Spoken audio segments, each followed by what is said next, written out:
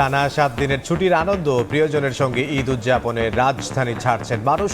ট্রেনে ভিড়, ছাদেও অনেকে, বাস লঞ্চেও যাত্রী চাপ, বাড়তি ভাড়া নেয়ার অভিযোগ।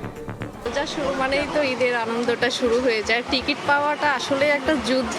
ঈদের আনন্দ তো খুবই ভালো লাগছে, শ্বশুরবাড়িতে যাচ্ছি করতে। বহুত কষ্টে উঠেছি, আর ছাদে তো দেখতেই পাচ্ছেন আপনারা। যাদের সিট আছে তারাও ঢুকতে পারছে না। আগে তো যানজট ছিল, এখন যানজট নাই। বাড়ি যাবো, পরিবারের নিয়ে একসাথে ঈদ করবো, এটাই আমাকে সবচেয়ে বড় আনন্দ। ভাড়া বেশি যেতেছে, 300 টাকা 250 টাকা, ওইগুলো এখন 600 টাকা 700 টাকা যাচ্ছে।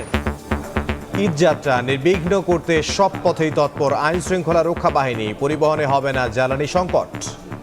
ঈদ যাত্রায় যাতে যাত্রীদের কোনো ধরনের হয়রানি, টিকিটের মূল্য বেশি নেওয়া, রোডে কোনো ব্লকেট না হয়, যানজট না হয়, আমরা গুরুত্ব সহকারে কাজ করছি। আগে যে রেশনিং পদ্ধতিটা ছিল সেটা পাবলিক পরিবহন থেকে প্রত্যাহার করা হয়েছে। পর্যাপ্ত তেল দেওয়া হবে এবং সেটা দেওয়া হচ্ছে। দেখছিলেন প্রধান শিরোনাম। দুপুরের সময় সঙ্গে আছি আমি ইমদাদুল হক। এবার অন্যান্য শীর্ষ সংবাদ।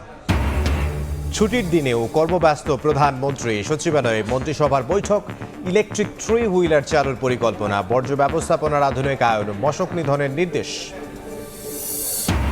শেষ মুহূর্তে ঈদ কেনাকাটার ধুম। ছুটির দিনে রাজধানী সহ সারা দেশে মার্কেটে, শপিং মলে ভিড়। পোশাক, জুতার সঙ্গে প্রসাধনের দোকানেও ক্রেতার চাপ। পানি উন্নয়ন বোর্ডের জায়গা দখল করে উত্তরায় বোট ক্লাব। সরেজমিনে গিয়ে নতুন নির্মাণ কাজ বন্ধ করলেন মন্ত্রী। সরকারি জমি উদ্ধারে সারা দেশে অভিযান শুরুর ঘোষণা। 30 বছর ধরে পানি টেনে খাই। ওয়াসার তো প্রতি মাসে মাসে টাকা নেয়, কিন্তু ওয়াসার পানি তো খাওয়া যায় না। অফিসে বসে বসে বিল তৈরি করে এখানে আসেও না, দেখেও না, কিছু করে না। রাজধানীতে অধরা সুপেয় পানি। অভিযোগ করলে ওয়াসার বিরুদ্ধে ভুতুড়ে বিলের বোঝা চাপানোর অভিযোগ। সংকট জিয়ে রেখে নেওয়া হচ্ছে নতুন প্রকল্প।